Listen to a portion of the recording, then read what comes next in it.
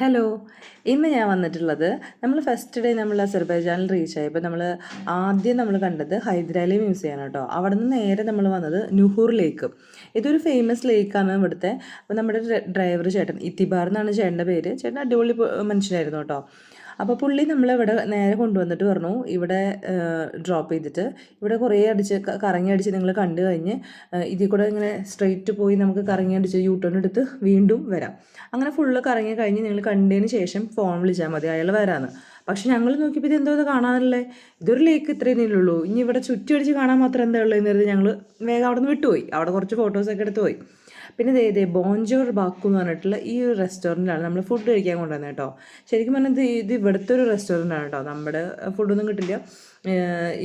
Typically ഇവിടുത്തെ ഫുഡുകളൊക്കെ Russian ഫുഡൊക്കെ കിട്ടുന്ന ഒരു റെസ്റ്റോറൻ്റാണ്.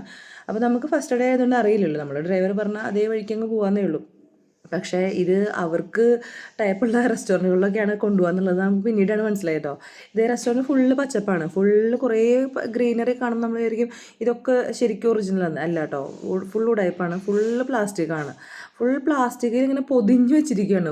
മറ്റേ ഫ്ലവേഴ്സും ഇത് ഈ ഫുള്ള് പച്ചപ്പിനുള്ള ഫ്ലവേഴ്സൊക്കെ ഉണ്ട് കേട്ടോ. ഒക്കെ പ്ലാസ്റ്റിക്കാണ്. പിന്നെ മെയിൻ്റനൻസ് ഒന്നും വേണ്ടല്ലോ, പ്ലാസ്റ്റിക് ആകുമ്പോൾ ജസ്റ്റ് പൊടി തട്ടുക മാത്രമേ പരിപാടിയല്ലേ ഉള്ളൂ. അപ്പോൾ അതുകൊണ്ട് പക്ഷെ കാണാൻ നല്ല ഭംഗിയായിരുന്നു കേട്ടോ. പിന്നെ നമ്മൾ ഫുഡ് ഓർഡർ ചെയ്തിട്ട് ഫസ്റ്റ് ഡേ ഈ സാധനമൊക്കെയാണ് വന്നത്, കുറേ ബ്രെഡ് ഐറ്റംസ് ഇതൊക്കെ. നമ്മൾ ഇതാണോ ദൈവം ഇത് ഓർഡർ ചെയ്തത്.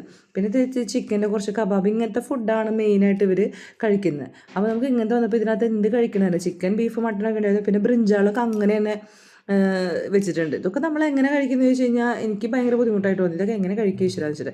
കുട്ടികൾക്കൊന്നും കഴിക്കാൻ പറ്റിയില്ല. പിന്നെ നമ്മളൊരു ടീ സെറ്റ് പറഞ്ഞു. പിന്നെ എന്തോ ബ്രൗണിയുടെ വേറൊരു എന്തോ ഒരു സാധനമാണ് കൊണ്ടുവന്നിട്ട്. അത് ബ്രൗണീൻ്റെ ടേസ്റ്റ് ഒന്നും അല്ല, വേറൊരു ടേസ്റ്റ്.